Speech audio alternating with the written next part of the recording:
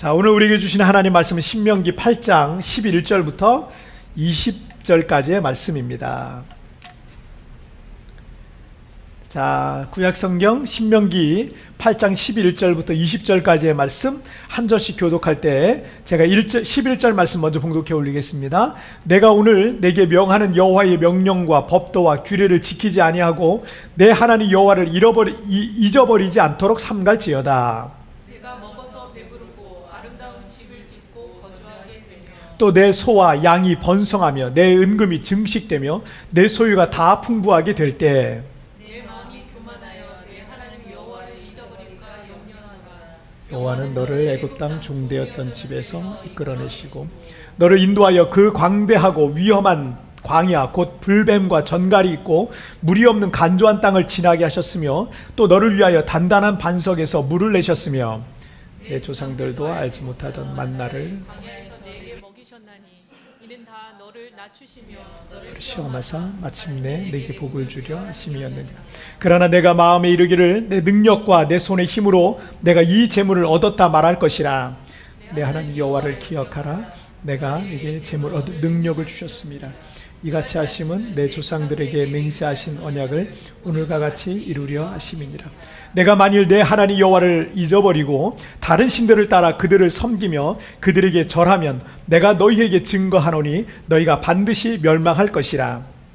그래서 너희 앞에서 멸망시키신 민족들 같이 너희도 멸망하리니 이는 너희가 너희 하나님 여호와의 소리를 청종하지 아니함이니라. 아멘. 자, 오늘 말씀 제목 함께 읽겠습니다. 시작. 쉽게 망하지 않는 길. 다시 한번 시작. 쉽게 망하지 않는 길. 요즘 이 중국의 헝다 그룹의 그 파산 위기에 대한 뉴스가 자주 나오는 것 같습니다. 설립자는 중국 최대 재벌이기도 하고요. 2021년 이 포춘이 선정한 글로벌 500대 기업 중에 122위에 기록될 정도로 중국 최대의 부동산 건설사이기도 합니다. 이런 대단한 회사가 이 파산 위기에 몰리니까 세계 증시가 일제히 하락했다 그래요. 그 정도로 대단한 영향이 있었던 거죠. 중국 경제에는 직접적으로 지금 큰 충격으로 지금 다가가고 있습니다. 뿐만 아니라 최근에는 이 호주와의 이 무역 보복과 관계에서 중국은 지금 사상 최악의 지금 전력난을 겪고 있고, 세계 공장이라 불리던 이 중국 내의 공장들이 전기가 안 들어오니까 많은 공장들이 지금 문을 닫고 있는 상황이라고 합니다. 이 중국이 먼저 직경탄을 맞고 있는 상황이고, 중국의 이제 생산 라인을 갖고 있는 다른 나라들까지, 우리나라도 마찬가지예요. 다른 나라들까지 지금 공장 문을 닫아야 되니까 지금 피해를 보고 있는 그런 상황이기도 합니다. 그리고 그와 함께 중국 경제 위기 멀지 않았다라는 이 전망도 지금 계속 속속 들어오고 있습니다. 심상치가 않은 상황인 거죠. 그래서 2022년과 2023년에 세계 제2의 경제 대국 이 중국의 경제는 이 큰 위기를 맞게 될 것이라는 이 경제 전문가들의 분석이 지금 조금씩 나오고 있어요. 중국이 공산주의 체제 아래에서 시장 경제는 자본주의를 채용해 가지고 지난 30년간 초고도, 초고속의 경제 성장을 이루어서 세계 최강대국인 미국을 위협할 정도의 영향력을 30년 만에 갖게 됐습니다. 그런데 앞으로 어떻게 될지 모른다는 거예요. 앞으로 어떻게 될지 모른다. 이 헝다그룹의 이 회사명은 한자어로는 항상 항자에 큰 대자를 쓰고 있습니다. 그래서 그룹명은 영어로는 에버그란데 그룹이라고 해요. 에버라는 것은 영원이라는 거예요. 영원한 거. 오래 가는 거예요. 그리고 그란데는 큰 겁니다.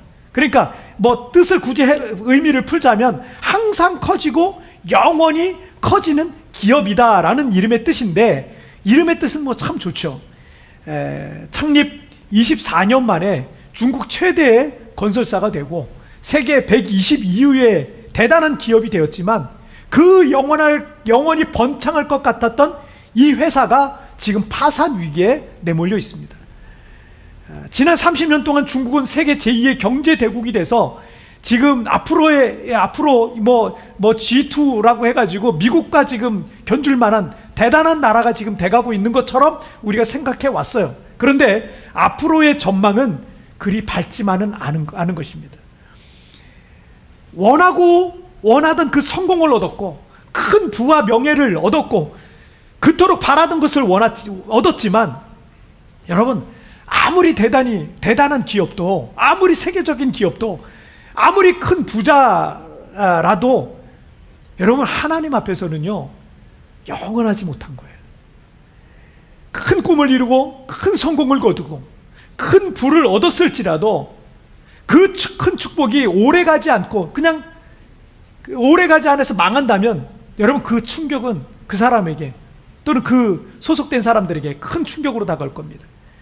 지금 당장 아무 걱정 없이 모든 게 잘 된다고 하더라도 그 성공과 축복이 오래가지 않아 쉽게 무너질 수 있다는 것을 여러분, 우리는요 세상에서 지금 많이 보고 있으면서 살아가고 있어요. 성경은 우리에게 쉽게 망하지 않고 어렵게 얻은 그 축복과 영광을 오래도록 지속해 갈 수 있는 그 비밀을 우리에게 말씀해 주시고 있습니다. 자, 우리 첫 번째 주제부터 함께 보겠습니다. 읽겠습니다. 시작. 부의 시험을 넘어가라. 다시 한번 시작. 부의 시험을 넘어가라. 자, 신명기는 이스라엘 백성들이 이 광야 40년의 시험의 때를 지나서 약속의 땅인 가나안 입성 바로 앞둔 그 시점에서 출애굽 2세들에게 전해진 하나님의 말씀입니다. 12절과 13절의 말씀을 보시게. 12절 먼저 시작. 내가 먹어서 배부르고 아름다운 집을 짓고 거주하게 되면. 자, 가나안 땅에 들어갔을 때 거기서 배가 부르게 먹고 아름다운 집을 짓고 거주하게 된다는 거예요. 그전에는 광야에서 맨날 텐트 치고 돌아다녔잖아요. 40년 동안. 그게 평생 동안 그렇게 해왔단 말이에요. 근데 가나안 땅에 들어가면 달라진다는 얘기죠, 상황이. 자, 그리고 13절 말씀 시작. 또 내 소와 양이 번성하며 내 은금이 증식되며 내 소유가 다 풍부하게 될 때. 자, 이스라엘 백성들은 먹을 것도 마실 것도 또 편히 쉴 수 있는 집도 없는 그 광야에서 40년 동안 생활을 했단 말이에요. 그들이 이제 곧 들어갈 이 가나안 땅은 광야하고는요 비교조차 되지 않는 아주 풍요로운 땅입니다. 그들은 가나안에서 먹고 싶은 것을 마음껏 먹을 수 있고요, 아름다운 집을 짓고 정착할 수 있습니다. 더 이상 여기저기 돌아다니면서 유목생활하지 않아도 됩니다. 소와 양과 같은 가축들이 번성하고 창고에는 재산과 곡식과 모든 그런 재물이 아주 풍부하게 쌓이게 될 것이다 라는 말이에요. 지금은 아니에요. 지금은 아직 가나안 땅에 들어가기 직전입니다.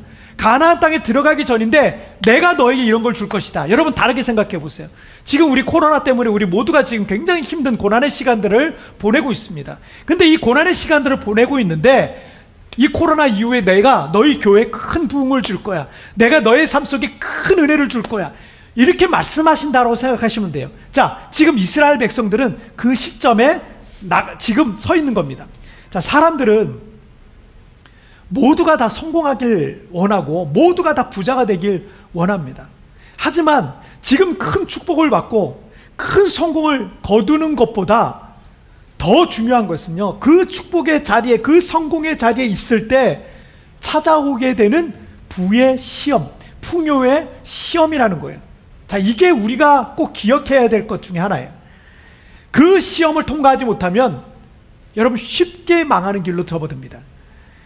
그 부의 시험을 통과하는 사람이 그 축복과 성공을요 더 오래도록 지속해 나갈 수가 있게 되는 겁니다. 미국의 16대 대통령인 아브라함 링컨이 이런 말을 했습니다. 거의 모든 사람이 역경은 견뎌낼 수 있다. 그러나 한 인간의 인격을 시험해 보려면 그에게 권력을 주어봐라. 사람이 어려울 때, 고난을 겪고 있을 때는 낮아진 마음으로 겸손하게 그 고난을 이겨내려고 애를 쓴다는 거예요. 그래서 역경이라는 것은 사람을 망치는 게 아니라, 시련과 고난이라는 것은 사람을 망치는 게 아니라 도리어 그 사람을 더 아름답게, 더 겸손하게 그렇게 연단하는 수단이 될 수 있는 겁니다. 그래서 고난을 겪고 있을 때는 그 사람의 진짜 모습은 드러나지 않아요. 고난의 때는 오히려 그 사람을 지금 깎고 다듬는 기간인 거니까요. 여러분은 투명인간이 될 수 있다면 가장 먼저 뭘 해보고 싶으세요? 아마 각자가 다를 거예요. 그런 상상을 누구나 해보잖아요.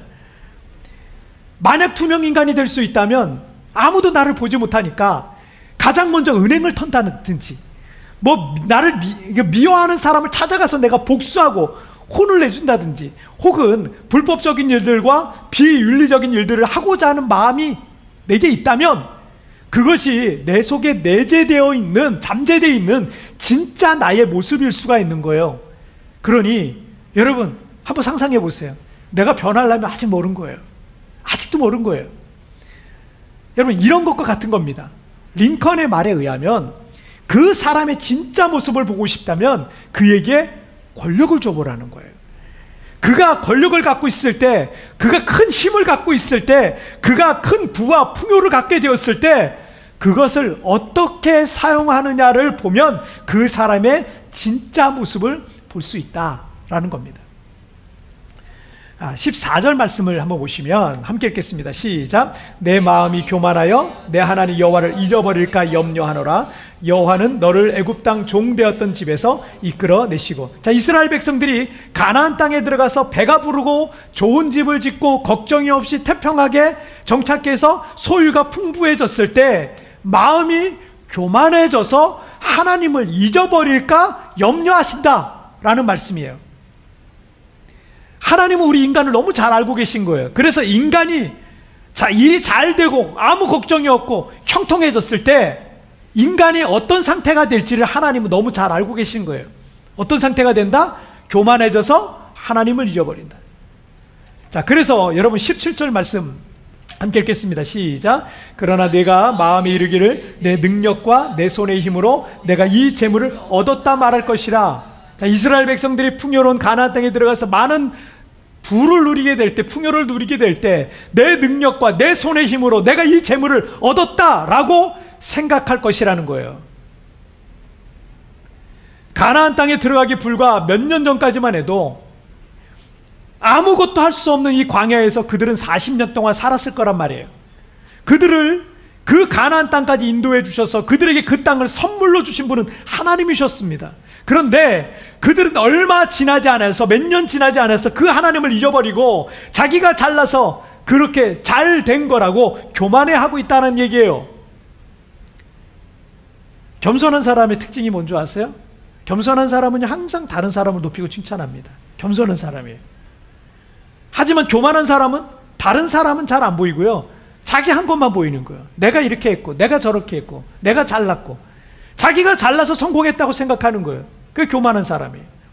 겸손한 사람은 늘 초점을 자꾸 다른 사람에 맞춥니다.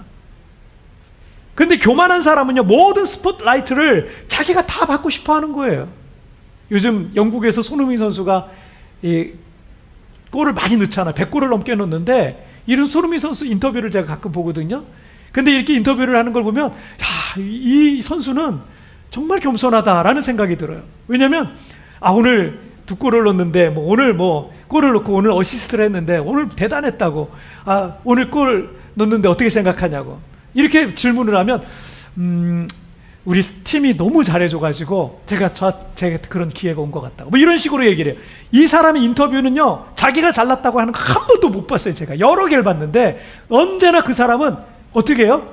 우리 팀원들이 우리 팀이 너무너무 화이팅이 좋았다고 이런 식으로 해줍니다. 그러니까 영국에서도요, 손흥민은 겸손한 축구 선수, 겸손한 축구 선수라고 소문이 나 있습니다. 여러분, 그게 겸손한 사람의 특징이에요. 계속 잘 되고 있잖아요. 계속 잘 되고 있어요. 이 부의 시험은 교만이라는 것으로 찾아옵니다. 부의 시험은 항상 교만으로 찾아와요. 실패와 가난은 사람을 낮아지고 겸손하게 만들지만 성공과 풍요는 사람을 거만하고 교만하게 만들 수 있다는 거예요. 그런데 잠언에서 말씀하시고 있는 것처럼 교만은 패망의 선봉으로 몰락으로 가는 길로 들어서는 겁니다. 아무리 크게 성공했다, 24년 만에 세계 최고의 기업이 됐다 쳐요. 30년 만에 엄청난 나라가 됐다고 쳐요. 그런데 교만한 사람은요, 한때 잘 나가던 사람이었을 뿐인 거예요. 이제 망해가는 길로 들어서고 있는 겁니다. 좋은 징조가 아닙니다.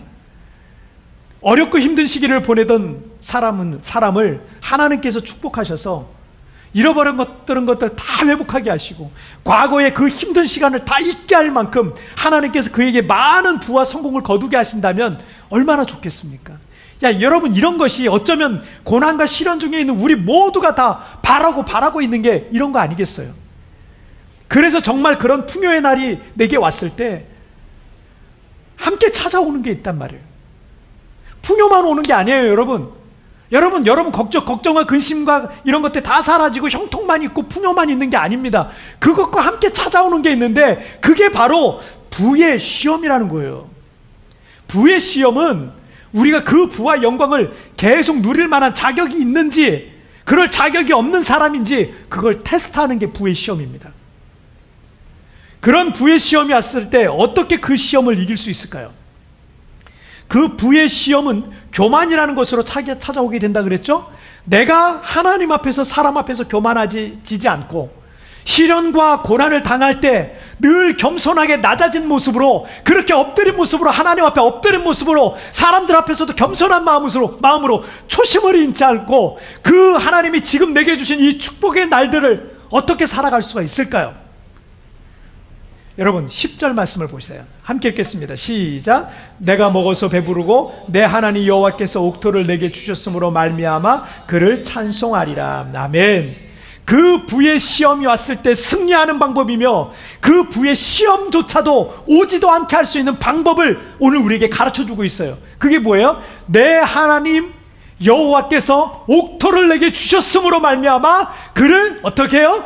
찬송하라. 이게 핵심입니다. 어떻게 그 시험의 날을 승리할 수 있다고 말씀하고 있습니까? 하나님을 찬송하는 거예요. 하루 7번씩 하나님을 찬송하는 거예요. 계속해서 하나님을 찬송하는 거예요. 주님이 하셨습니다. 주님의 은혜입니다. 하나님께서 내게 주셨습니다. 내 힘과 능력으로 한 게 아니라 재물 능력을 얻게 해주신 주님이 하신 일입니다. 감사합니다. 주님을 찬양합니다. 라고 찬송하는 거예요. 부의 시험이 왔을 때 사람은 교만해진다 그랬죠? 그런데 그 교만의 특징이 뭔지 아십니까? 하나님과의 관계가 멀어지고 있는 거예요.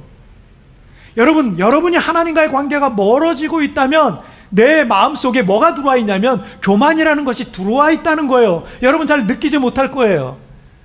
여러분이 그것에 대해서 인식하지 못할 수도 있어요. 그런데 내가 지금 하나님과 관계가 멀어지고 있다면 내 속에 뭔가 들어와 있는 거예요. 근데 그게 뭐냐?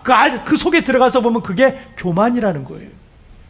하나님 없이도, 하나님의 은혜 없어도, 기도하지 않아도 내 힘과 내 능력으로, 내 실력으로 얼마든지 할 수 있다, 살아갈 수 있다라고 생각하는 게 바로 교만입니다. 이런 마음의 상태니까 자연스럽게 하나님과 관계는 점점 멀어져 가고 있는 거예요. 부의 시험을 넘어가려면 어떻게 해야 된다고요? 늘 찬송해야 된다고요. 하나님의 은혜가 아닌 게 없습니다. 늘 감사해야 됩니다. 늘 예배해야 합니다. 늘 엎드려야 됩니다. 늘 기도해야 됩니다. 늘 하나님께 영광을 돌려야 됩니다. 그런 사람은 부의 시험이 와도 얼마든지 넘어갈 수 있는 거고요. 그 부의 시험을 통과하여서 더 큰 믿음의 사람으로, 큰 축복의 사람으로 쓰임받게 될 수 있는 것입니다. 자, 우리 두 번째 주제 보실게요. 함께 읽겠습니다. 시작. 복의 근원을 기억하라. 다시 한번 시작. 복의 근원을 기억하라. 이스라엘 백성들이 이 풍요의 땅 가나안 땅에 들어가서 그 하나님의 축복을 누리게 될 때 잠깐 그 축복을 누리다가 망하지 않고 지속적으로 그 축복의 날들을 살아가게 할 수 있는 두 번째 교훈이 뭐냐면 복의 근원이신 하나님을 기억하라는 거예요. 만복의 근원이신 하나님을 기억하라는 거예요. 오늘 보면 11절 말씀을 보시겠습니다. 11절 시작. 내가 오늘 내게 명하는 여호와의 명령과 법도와 규례를 지키지 아니하고 내 하나님 여호와를 잊어버리지 않도록 삼갈지어다. 자, 하나님께서 모세를 통해서 40년 동안 출애굽 1세대에게 말씀하셨고요. 40년이 지났어요. 이제 가나안 땅에 들어가기 직전에 다시 신명기를 통해서 하나님은 출애굽 2세대들에게 말씀하시고 있습니다. 여호와의 명령과 법도와 규례를 잊지 말라는 거예요. 내 하나님 여호와를 잊어버리지 말라는 거예요. 자, 여기서 두 가지를 강조하고 있는데 이거예요. 간단히 정리하자면 한 문장으로 정리하면 이거예요. 하나님의 말씀을 멀리하는 것은 하나님을 잊는 것이다, 이거예요. 말씀을 멀리하는 것, 하나님을 잊어버리는 거다. 왜냐하면 요한복음 1장 1절에서 이 말씀은 곧 하나님이시니라 라고 말씀하고 있습니다. 우리 기독교는 하나님을 어떤 형상으로 만들지 않습니다. 하늘과 땅 위에 어떤 것으로도 하나님의 형상을 만들지 말라고 말씀하셨습니다. 하나님은 영이시기 때문에 우리의 눈으로 볼 수 있게 어떤 형상으로 만들 수 있는 분이 아니십니다. 다만 우리가 하나님을 영적인 눈으로 볼 수 있는 것은 하나님의 말씀인 성경을 통해서 뿐입니다. 때문에 하나님의 말씀을 가까이 하는 것, 그 누구를 가까이 하는 것이라고요? 하나님을 가까이 하는 거예요. 반대로 하나님의 말씀을 멀리하고 있는 것은 곧 하나님과의 관계가 점점 멀어져 가고 있다는 것을 말하는 겁니다. 여러분은 요즘 하나님과의 관계가 어떻습니까? 드라마는 빠지지 않고 보려고 시간 맞춰 보면서 우리 영혼의 양식인 하나님의 말씀을 하루에 한 장도 읽지 않고 있다면 여러분 지금 나에게 뭔가 문제가 있는 거 아니에요? 우리의 영에 뭔가 문제가 있는 거 아닙니까? 다른 사람들과 있고 약속은 중요하게 생각하고 그 사람하고 2시간이든 3시간이든 4시간이든 함께 커피 마시고 시간 보내는 것은 하나도 아까워하지 않으면서 하나님의 말씀을 읽거나 묵상하기 위해서 10분, 20분을 내지 않고 있다면 우리의 영혼은 심각한 영적 질병에 걸려 있는 겁니다. 내가 두 다리 멀쩡하고 두 팔 멀쩡하고 숨 쉬고 있고 어디 아픈 데 없고 멀쩡하니까 건강한 것 같습니까? 영혼은 지금 병들고 있는 거예요. 우리의 영혼은 지금 큰 중병에 걸린 거예요. 우리 학생들도 하루에 수십 번씩 카톡과 SNS 관리를 하면서 하루에 성경 한 장도 읽지 않고 있다면 여러분의 믿음 점검해 봐야 되는 거예요. 우리가 하나님의 말씀을 멀리하기 시작하면 하나님과의 관계는 점점 멀어지게 될 겁니다. 그리고 우리의 마음에는 세상의 것들로 점점 가득 차게 되고 하나님에 대한 마음은 점점 희미해지고 사라져가게 될 거예요. 기억하세요. 여러분 안에서 하나님이 점점 사라져가면 하나님의 마음에서도 여러분의 이름은요 점점 흐릿해져 가기 시작할 겁니다. 나의 믿음과 영혼의 상태가 어떤지 점검해 보시길 바랍니다. 오늘 본문에서는 잊어버리다라는 단어가 3번 반복되고 있음을 보게 됩니다. 반복하고 있다는 것은 그만큼 하나님께서 그만큼 중요하다고 강조하고 있는 거예요. 그래서 11절에서 내 하나님 여호와를 잊어버리지 않도록 삼갈지어다. 14절 내 하나님 여호와를 잊어버릴까 염려하노라. 19절 내 하나님 여호와를 잊어버리고 다른 신들을 따라. 3번이나 잊어버리지 말라고 말씀하시는데 무엇을 잊지 말라고 말씀하시는 겁니까? 내 하나님 여호와를 잊지 말라라는 거예요. 왜 너의 하나님을 잊지 말라라고 강조하고 또 강조하고 있습니까? 왜 잊지 말라고요? 여러분 18절에 답이 나와요. 시작. 내 하나님 여호와를 기억하라. 그가 내게 재물을 얻을 능력을 주셨습니다. 이같이 하심은 내 조상들에게 맹세하신 언약을 오늘과 같이 이루려 하심이니라. 자, 이 구절에서 내 하나님 여호와를 잊지 말고 기억하라고 말씀하시고 있습니다. 왜 하나님을 잊지 말고 기억해야 됩니까? 그 이유가 뭡니까? 그가 내게 재물 얻을 능력을 주셨기 때문입니다. 많은 사람들이 복이라고 생각하는 재물, 물질 그뿐만 아니라 육적인 복, 영적인 복 등등 모든 복의 근원은 하나님이십니다. 그래서 하나님을 가까이 하는 사람에게 주님은요 2가지 복을 막 나눠주세요. 하나님께서 함께 하시는 증거를 삼기도 하시는 거예요. 물론 하나님의 섭리에 따라 각 사람에게 은혜를 베푸시는 그 시기와 때 그리고 방법은 다를 수 있습니다. 하나님의 마음에 합한 자 다윗 때 이스라엘은 그 나라의 역사 속에서요 이스라엘 역사 속에서 가장 부강하던 때가 언제예요?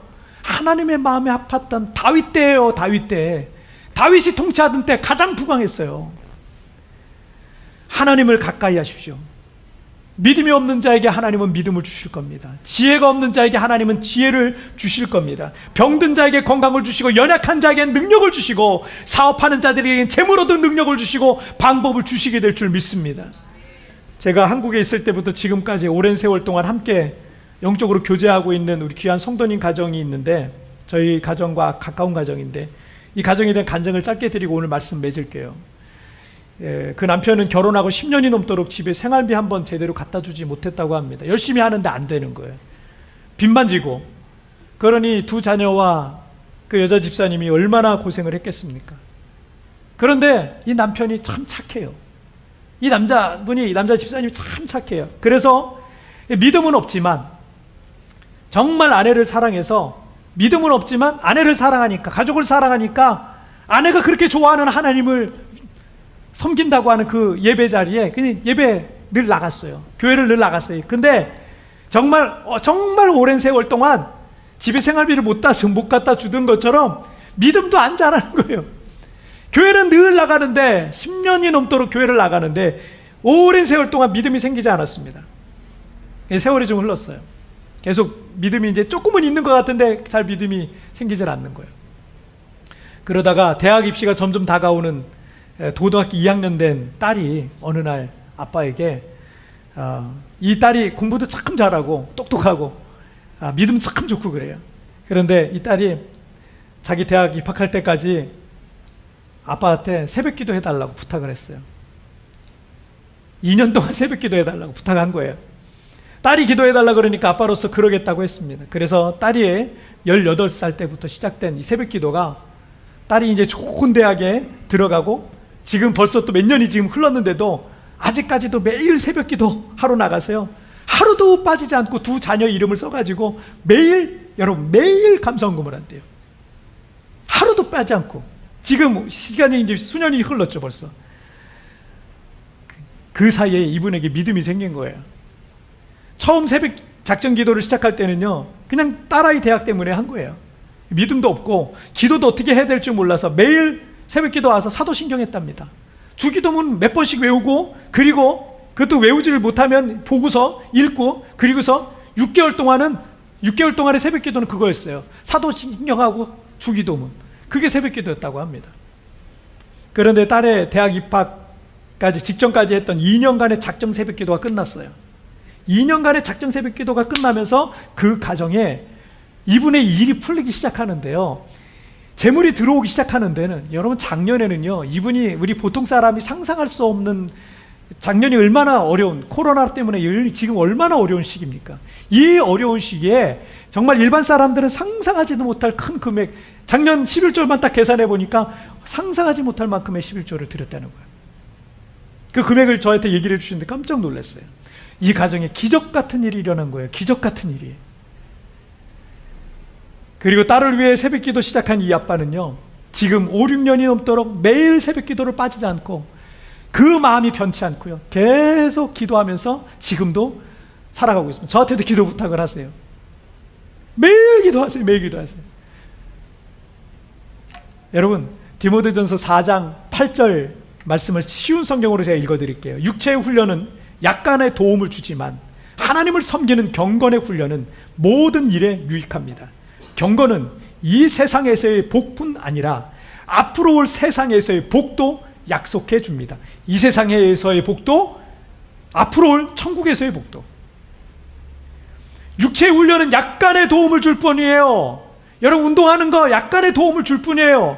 그런데 하나님을 섬기는 경건의 훈련은요, 모든 일에 유익을 주는데 이 세상에서뿐만 아니라 천국의 복도 약속해 준다는 거예요. 영혼이 잘 되는 사람에게 범사가 잘 되는 복이 임하는 것입니다. 한 번 잘 되고 마는 짧은 축복 기간을 갖지 마세요. 쉽게 망하는 길로 들어가지 마세요. 여러분, 짧게 그 복을 짧게 누리다가 여러분 또 망하는 거예요? 여러분, 왜 우리가 그렇게 살아야 됩니까? 여러분, 그러면 안 돼요. 성경에서 이미 우리에게 그걸 다 보여주고 있습니다. 그런 길로 가지 마시고 우리가 주님 앞에 서는 그날까지, 내가 천국의 문 앞에 서는 그날까지 영원히 잘 되는 축복자, 간증자가 되기를 바랍니다. 제가 저랑 교제했던 그 집사님 얘기하면서 배가 살짝 아프더라고요. 저는 그 집은 잘 돼서 너무너무 행복하고 감사하고 좋아요. 저도 그분을 위해서 기도하니까. 그런데 우리 교회 성도들도 좀 됐으면 좋겠는 거예요. 우리 교회 성도들 중에도 그런 간증자들이 나오기를 주님의 이름으로 축복합니다. 우리 하나님께서 우리 인생의 모든 복의 근원임을 여러분 잊지 마시기를 주님의 이름으로 축복합니다. 자, 오늘 두 가지, 쉽게 망하지 않는 길, 우리 두 가지 제목 나눴어요. 함께 읽겠습니다. 시작. 부의 시험을 넘어가라. 복의 근원을 기억하라. 다시 한번 시작.